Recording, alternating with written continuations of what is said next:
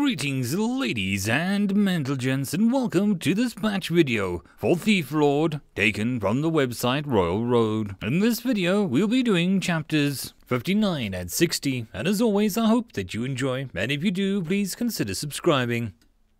Chapter 59, Legacy Undone. And that's why I think his legacy should belong to me, the obese little halfling says as he crosses his arm and turns his nose slightly upwards.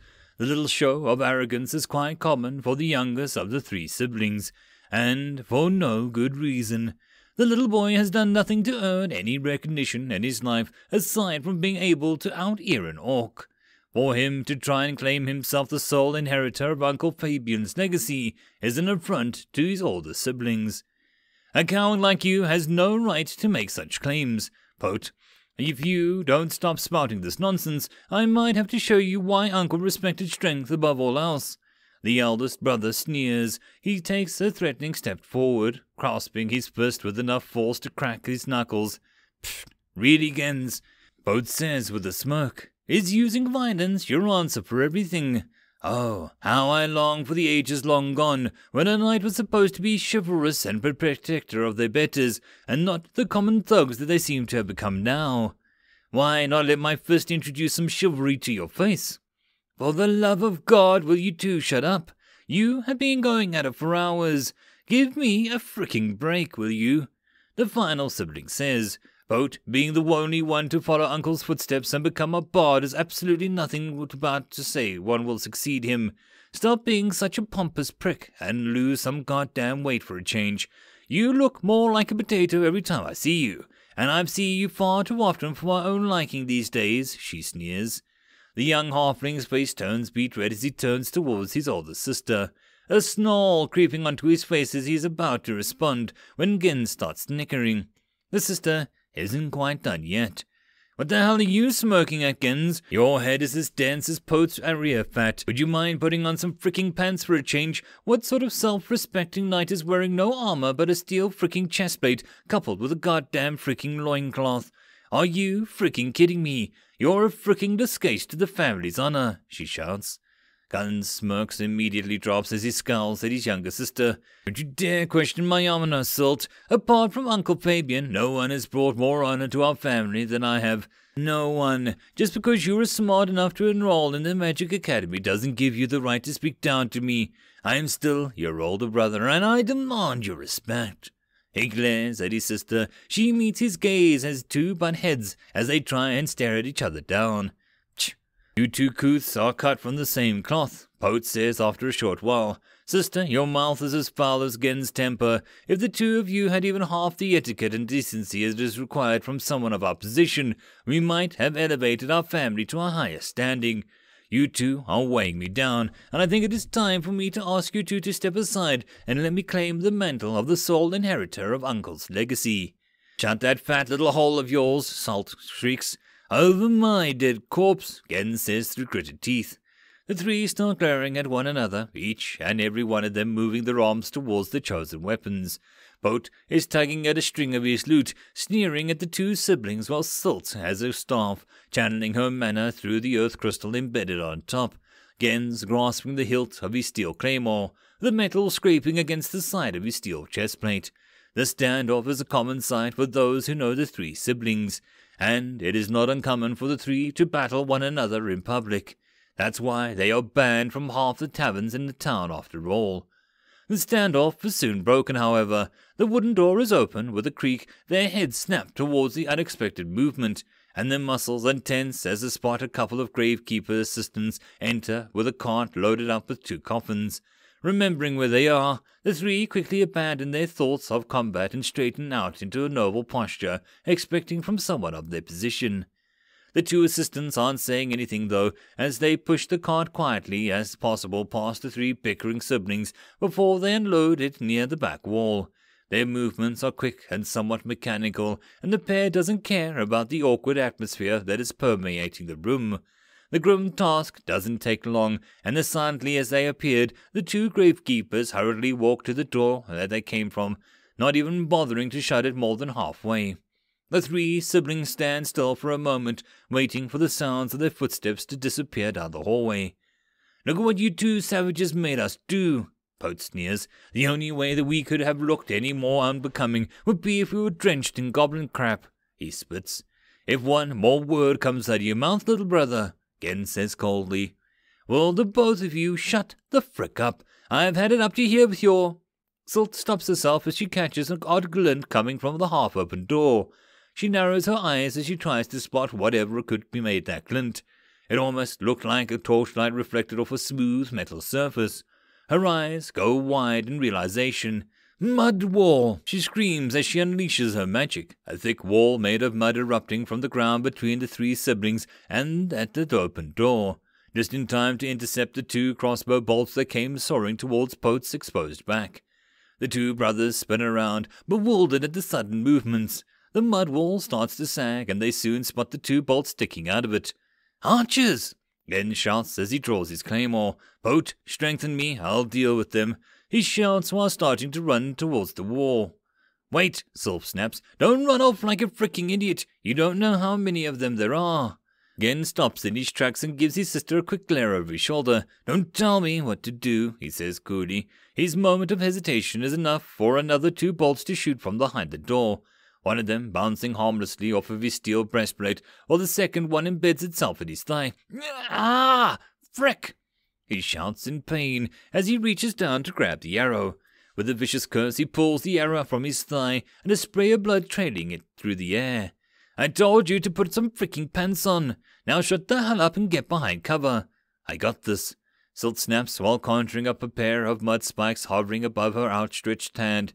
With a flick of her wrist, she launches the spikes towards the doorway. As soon as the spike crossed the doorway's threshold, she sends forth a surge of mana, causing the spikes to explode, sending sharp pieces of stone to tear apart anything on the other side. Still, she can't hear any shouts of pain, even though she is certain that she must have hit whoever was hiding behind the door. Can do this all day, jerks, she shouts with confidence. Several moments go by and waiting for a response that doesn't seem to be coming. She is about to launch another pair of spikes when the door slams open and half a dozen men and women clad in leather armor burst into the room. Fricking brigands! She sneers. Kill them all. Jens charges over the cover of the claymore raised above his head. Pote starts chanting his hymn, and Gen's sword gains a soft red glow. He slams his sword downwards, completely shattering the guard of his half-orc opponent, but a second half-orc swings his short sword wide, forcing him backwards. Meanwhile, Silt spots a human and a gnome wielding daggers, trying to flank her older brother. Quicksand! She shouts in magic flowing from her body.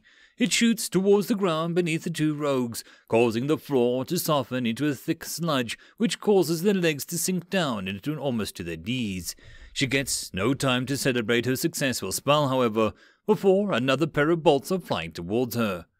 Crap! She mutters, trying to raise another mud wall to intercept the bolts. She twists her body sideways, which allows her to prevent the bolts from striking anything vital. The bolts still hit, however, and they pierce through her shoulder and upper forearm. She dives for cover behind her newly raised mud wall, trying to get an overview of the battlefield. Gens is fighting a pair of sword-wielding half-orcs at the center of the room. He is clearly stronger fighter, and the half-orcs are only keeping up with him because of their ranged support. Pote, however, is hiding behind the first mud wall she raised, shaking in fear. Pote, you fat piece of crap. If you don't start helping, I'll chop your slong off and make you swallow it. Pote flinches at his sister's words, somehow managing to find enough courage to peek out of the cover. A moment he does, though, a translucent mist strikes him in the face, causing his body to slump together. Goblins' balls, they have a mage! She curses, staring in form of another pair of mud spikes. Without looking, she launches it at its spikes towards the spot she remembers knocking down the two rogues. Soon after, the sound of spikes splitting flesh reach her ears, and she grins in satisfaction. We can win this! Keep hitting them! Pote, get your rear out of the ground and help Gens! The sounds of battles are spreading across the room as both sides fully commit to fighting one another. The two crossbowmen seem to have retreated behind the door again. Wrong move. Salt puts a large amount of mana into her body and creates a thick mud wall which covers the entire doorway. Without the ranged support, the three siblings are starting to force the remaining enemies backwards, one step at a time. With the cries of the battle raging, however, still fails to hear the faint sounds of wood hitting some stone coming from somewhere behind her. Frick, she can do that? I mentally slap myself as the mud wall erupts from the ground behind me, cutting off both of our escape paths and my 2 prowlers. Crap, this is bad. I was counting on controlling the battlefield using my 2 ranged units, but that particular plan just went to the crapper. The battle is really starting to shift in favor of the 3 elite halflings. At least, I managed to slip into the room during all the chaos to conceal myself behind the sarcophagus. All the good that does me right now. My calm spell just proved to be utterly useless even in the weakest of the enemies. It isn't going the way I planned, but it hardly matters anymore. We already bought enough time. I grin. The enemy's mud mage is rallying the 2 siblings, and the wicked grin on her face signals that she is certain of the victory. I restrain myself from gleefully mocking her as I watch 100 kilos of pure muscle that is Cobra charge forwards, tackling the unsuspecting mage from behind. I can see the look of shock flash across her face as she is thrown forwards, slamming face first into the cobblestone floor. Ouch, that's gotta hurt. I chuckled at the sight. I've got to say, I didn't expect the Trojan casket trick to work, but I'm sure glad that it did. Getting past the knight would have been a pain otherwise, and the mage has already proven herself to be a deadly damage dealer. With her wrestling Cobra on the ground, I have enough time to further incapacitate their support. Cobra was not the only underling I snuck behind enemy lines. My dwarven thug is already madly dashing towards the obese bard. She raises her short sword, pointing it at his exposed backside. She is about to plunge it deep into the bard's back when he suddenly yanks on the string of his lute. A sharp C3 pierces my eardrums, and the tinnitus sets into my underlings, and I desperately grab a hold of my ears. I fight the urge to drop to my knees, and my vision starts to get cloudily. What kind of skill is this? My disoriented state ends after what feels as an hour, but in reality it's more like 5 seconds, and I desperately try to get an overview of the situation. My eyes are drawn towards the epicenter of the skill, and my stomach drops as I see the bard hovering over my crouching thug, readying up what I can only assume is one hell of a nasty follow-up skill. I don't have time to shout warning before his fingers start tugging at the strings, and a wave of sound resonates throughout the room, and it starts playing a violent tune. A weak golden glow emits around the 3 siblings, and the knight roars in anger as he resumes his onslaught on my 2 half-orc thugs with a vicious abandon. His strikes appear to grow faster and stronger as my 2 half-orcs are visibly struggling to keep up the claymore-wielding halfling at bay. Jesus, what kind of music is that guy infusing into his steroids? My eyes quickly wander over the room, dreading to see the most powerful did to the greater danger in the room, the mud mage. A breath of relief escapes my lips as I watch Cobra keep the squirming mage pinned to the ground. Luckily, it seems like even a massive buff to her power isn't enough to allow her to compete with the lieutenant in a hand-to-hand brawl. I grin. This won't last much longer. My 2 prowlers are working hard to tear down the mud wall separating them from the fight, and they have already knocked down a huge chunk of it. One of them has already resumed firing at the enemy halflings, and the bard is cowering behind my still incapacitated dwarf thug. Furious roar echoes through the room as the knight's claymore starts glowing ominously red. Sensing the danger, my 2 half-orc thugs throw themselves backwards, just in time to dodge the large sword cleaving through the air at the same spot that their heads rested a few seconds earlier. The knight sneers as he's missed opportunity to level the playing field, but he quickly makes use of this breathing room created to turn on the heel and dash towards the room. "Get off my sister, you filthy savage!" he shrieks as he raises his claymore. Cobra looks upwards just in time to see a large claymore descending towards his head. With no options left, he raises his arm to block the incoming blow. But it's not enough, for the claymore cleaves his arm in two, burrowing deeply into his shoulder. A knot ties my chest as I watch the health bar descending into dangerously low levels. The knight sneers as he starts down at the still-living lieutenant. A pair of bolts fly through the air, bouncing harmlessly off the steel chestplate. The halfling glances at the 2 prowlers over his shoulder, and that is all the distraction my cutthroat needs as he slides in from the side, cutting into the knight's Achilles heel. Halfling cries out in pain as he takes a step backwards, his leg failing him as he tumbles to the ground. My 2 half-orc thugs aren't far behind, and they quickly throw themselves over to disarm the knight piling on top of him. The bard is attempting to pull off another skill, with his eyes soon go wide in horror as my second cutthroat appears behind him, stabbing his dagger into the side of his chest. The dagger penetrates through the thick layer of armor and fat, but is not enough to put any mentionable dent in his health pool. Luckily for me, though, with his siblings incapacitated and him having no offensive capabilities, we have all the time in the world to slowly whittle his life down. I grin. This is my win. From my lips to whatever in-game deity has ears, an angry shriek comes from the fallen mud mage. You goddamn maggots, I refuse to... With a final grunt, I watch in shock as a ripple of magic moves across her body, followed by her skin gaining a sickly brown tinge. What the The thought only manages to flash across my mind before her entire body dissolves into a thick puddle. Cobra collapses on top of her, drenching his clothes in a gravy-like substance. The puddle does not stay still for long, though. It starts to drift towards the exit at a rapid speed. How the... Stop her! I shout, but my underlings quickly respond.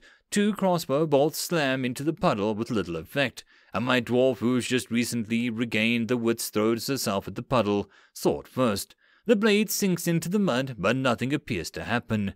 The mud just slithers past the blade as if it wasn't even there to begin with, getting ever closer to the exit. Holy crap, is she immune to physical damage or something? How the hell do I fight something with my skill set? The only thing I have is, oh frick it, I don't have time for this. I conjure my mana as a translucent mist gathers around my arms. I jump out from behind the cover and launch my calm spell at the fleeing puddle. This better work. The spell slams into the puddle, and to my great surprise, a ripple of magic surges through the puddle, halting its advance. The puddle starts to shake violently for a second before a female body is flung into the air, her magic apparently broken by whatever my spell did. Her body soon hits the ground with a thump, her lifeless eyes rolling in a skull. Crap, is that spell backlash after failing to cast a high-level spell? Frick, it happened to my necromancer once. It hurts like a witch. Kill her before she wakes up, I order my nearby underlings, not envying the unconscious mage. The dwarven thug and the gnome cutthroat respond, and the 2 quickly descend upon the already battered body of the mud mage. It only takes 2 quick strokes to end her life. You have slain elite mage Silt 13, gain 80 experience. That's 1 down, 2 more to go. I turn to look across the room at the remaining battle still taking place. My eyes are drawn towards the bard, and for a split second our eyes meet. Fear is spread across the tiny bard's face, but it's soon washed away and his eyes drift towards the cold body of his older sister. Silt! The bard bellows, his voice breaking. You animals! He roars in pain as his arm reaches for his lute.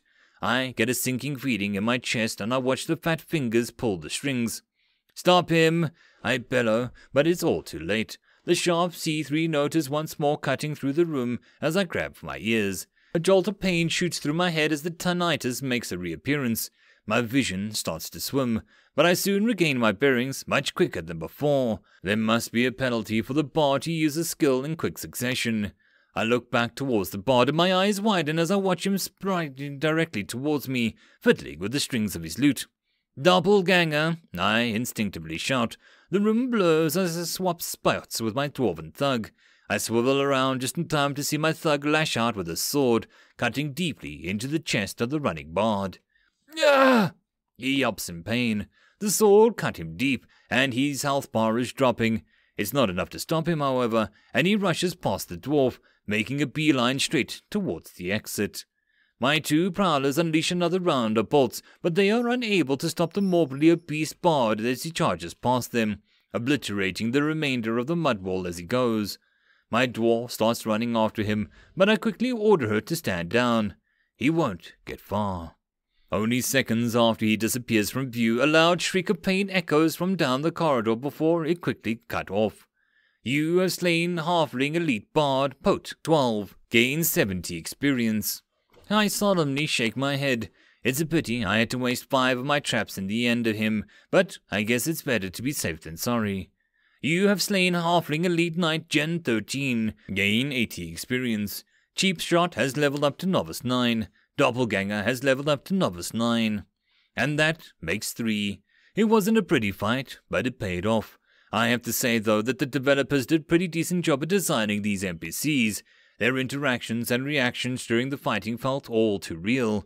A bit too real. I'm not sure I could have stomached killing them just a few days past. It's funny, really, how I got used to this murder innocent computer programs. This game really feels too realistic sometimes. No matter, I know it's still a game, and I can easily see how weaker minds could be affected by the moral dilemmas, but that's really not any of my concern. There are worse things that I could do to become powerful, real things with real consequences. Getting pleading virtual characters as stealing their stuff is just normal behavior for video game characters. All video game heroes are in reality thieving, murdering sociopaths after all. It's just a matter of perspective. And we all know it's true. Now, let's see what the halfling legacy is worth. End of chapter. Chapter number 60. Rise Again. It wasn't pretty, but I can't argue with the results. Great job, everyone, I say cheerfully as I step into the room.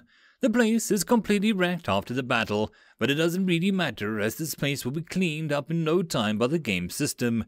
If only my real-life apartment was this convenient. Ha! These weaklings, we hardly broke a sweat. Cobra guffaws as he waves his severed arm around. I wince at the sight. Ouch. Need a health potion for that. Cobra takes one look at the bloody stump at his forearm before nonchalantly shrugs. Yeah, couldn't hurt, I suppose. I fish a potion out of my inventory and immediately hand it over to the nearly dead lieutenant. He jugs it down like a cheap shot of tequila, and I'm soon witnessing a fascinating animation with a new arm miraculously growing out of the severed stump. That is too trippy. I love how the game magically heals back your severed limbs like that. It doesn't take more than a minute until Cobra sports a completely new and healthy arm, and he's already busy cracking a new formed knuckles. All jokes aside, I've got to say that we got close calls during this fight. Only Cobra really came close to dying, but the main problem would be if the siblings managed to escape. We're pretty deep within enemy territory here, and the churches above isn't exactly lacking when it comes to high-level players either. Setting up the GOD trap paid off, and it only got to show that preparation is key to success. I did kinda get chaotic during the end there, and I should probably reprimand myself for panicking and blowing my figurative load by wasting doppelganger skill. I didn't need to use it, and it's sort of my ace in the hole ability when it comes to escaping tough situations. Who knows when I need it next? And I'm 19-minute cooldown isn't short exactly. Especially not in the middle of a job.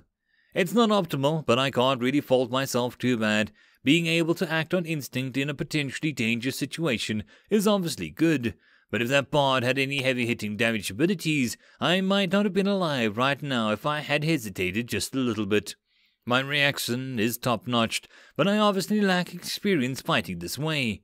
I'm sure I'll do better next time. What I need to do now, though, is gather up all that sweet-ass loot. My underlings are already busy pilfering through the pockets of the 3 dead halflings.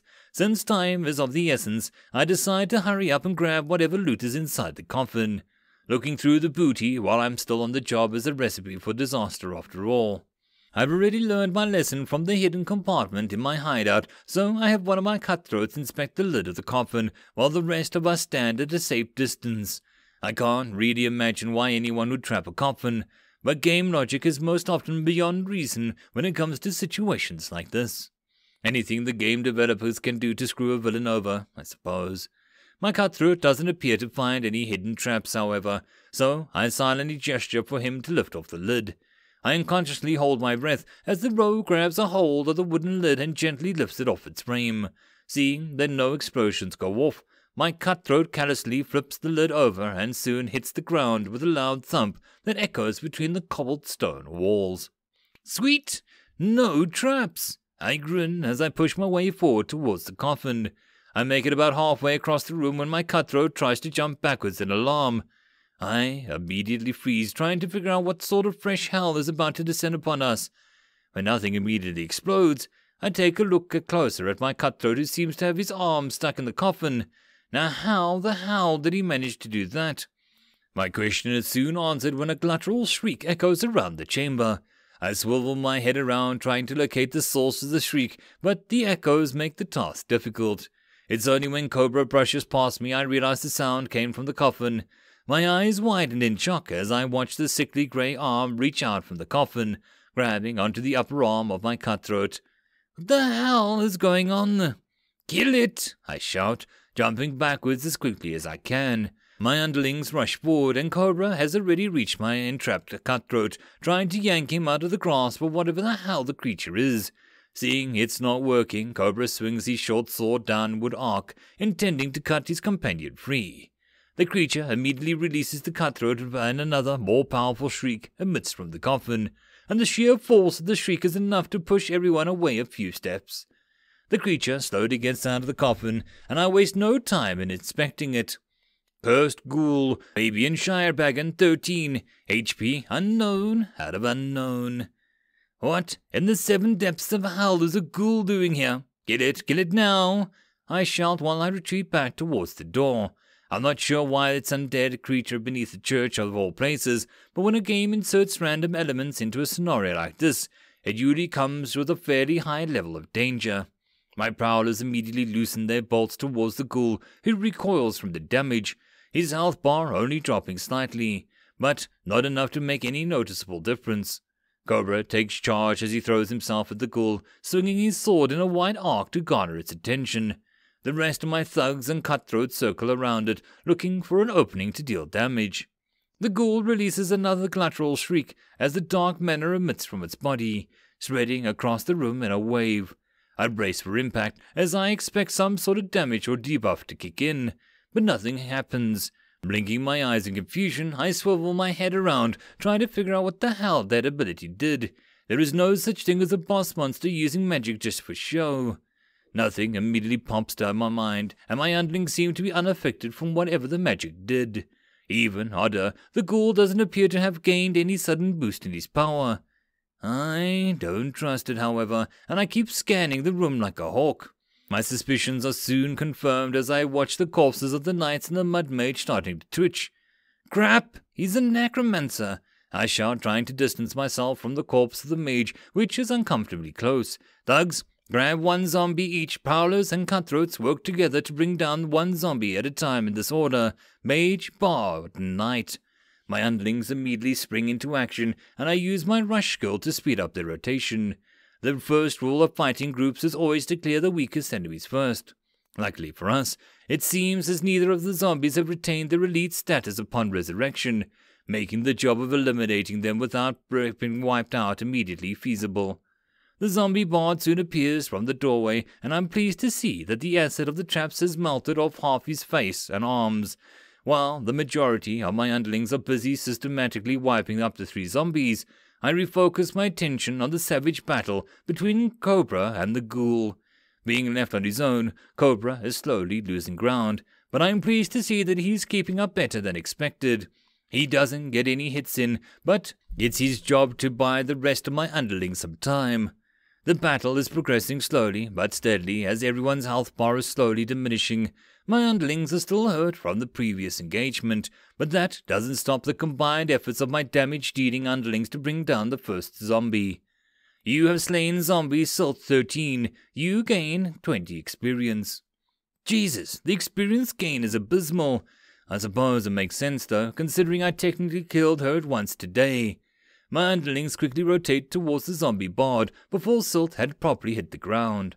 But I have another thing on my mind. The dwarven thug fighting the zombie knight and her lonesome just took a nasty bite to the neck, and her health bar is dropping precariously low. I grit my teeth in annoyance as I am once again reduced to act through a wandering potion dispenser. But there's really nothing else I can do.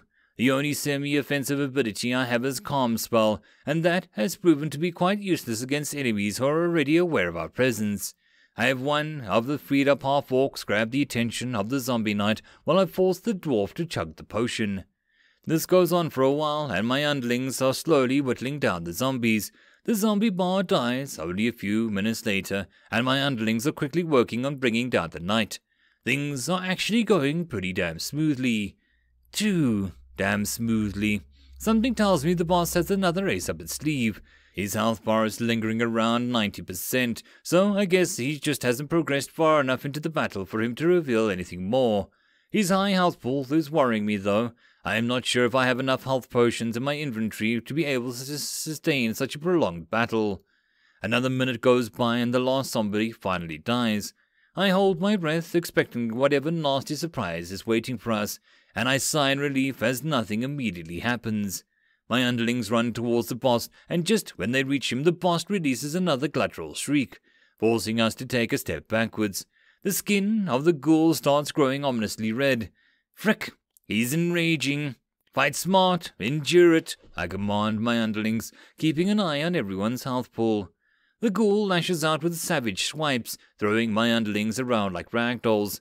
One of the half-orcs fails to dodge in time, and I grit my teeth as I watch his health bar drop by nearly a third. Crap, that's bad. I don't dare to step close to the ghoul as long as it's enraged, and I have half the orc step out of the fight in order for me to heal him. I'm counting the seconds while this is all going on, and I release a breath of relief as the enragement phase ends after only 30 seconds. Hit it hard, now, I shout. My underlings throw themselves into the fray, and the ghoul takes several wounds across his sickly grey skin. My underlings make good use of their skill active dodge buff, and it shows as the ghoul's health bar is quickly nearing 80% mark. As soon as it does, it shrieks again and another dark wave of mana washes over the room. Oh frick. I catch some movement in the corner of my eye and a knot ties in my chest as I notice the zombie mage starting to stir. Crap, he can resurrect them. Frick, we don't have the health potions to turn this battle into an attrition. Cobra, grab the 3 zombies and take them for a stroll. The rest of you, kill the ghoul as quickly as you can. With a growl, Cobra disengages from the ghoul and jumps away, narrowly avoiding a swipe from the enraged ghoul's claw. Frick, you heard the boss. Oi, you dead bastards, over here, he shouts while picking up a nearby urn, which he chucks at the head of the rising bard.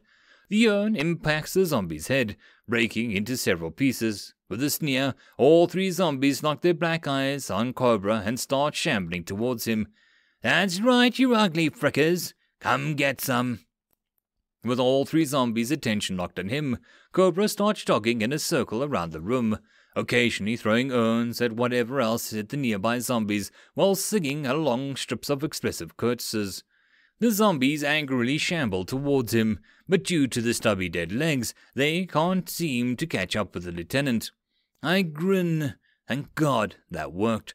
A well-known tactic in role-playing games during difficult encounters is to have a fast-moving member of the squad grab the attention of either the boss or the lesser minions and have them chase after you for a long run. This tactic is called kiting, and in a good way it's dedicated minimal resources to remove a lot of enemy firepower from a fight during an extended period of time. The tactic requires a beta who is fast and technically gifted enough to pull it off, which means Cobra or I am the only ones capable of doing it, and I'm sure as hell aren't going to put myself in such a risky position. It's a shame that this means I won't be able to utilize Cobra's high damage output for the rest of the fight, but it allows for my remaining 7 of my underlings to fight the ghoul unencumbered. The ghoul may be much stronger than us individually, but quantity usually beats quality as long as the numbers are skewed enough. I have no time to relax though, as the battle is far from over. I still have my fight dirty skill up my sleeve, and I want to save it, using it until I know for certain that the fight is manageable. Cobra appears to have successfully gained control of the 3 zombies, and my underlings are relentlessly attacking the ghoul for all they're worth. They are trying to bring the ghoul down to the ground in a pile on top of it, but the elusive creature seems to be having some sort of unholy dodge guard on its side, keeping just out of their grasp. The point that will make or break our fight is when the boss reaches 60% mark. I'm kind of making a gamble that the boss will act differently if the zombies are kept alive, since monsters as well as humans still have certain limitations to their skills. If it pulls off another enragement phase while the zombies are still alive, I might as well just pack up my crap and hightail it out of here. I steel myself as the health bar slowly diminishes. 62%, 61%, 60%. I hold my breath as I wait to see what happens. As its health bar ticks down to 59 without anything happening, I release my breath with a sigh. It worked. Everyone, finish it. Fight dirty. I shout while fishing out a few health potions. This fight will be close, and I'm already organizing my thugs' rotation to maximize their chances of survival. The ghoul is quickly dying under the onslaught of my 7 underlings, and it eventually dies without activating another ability.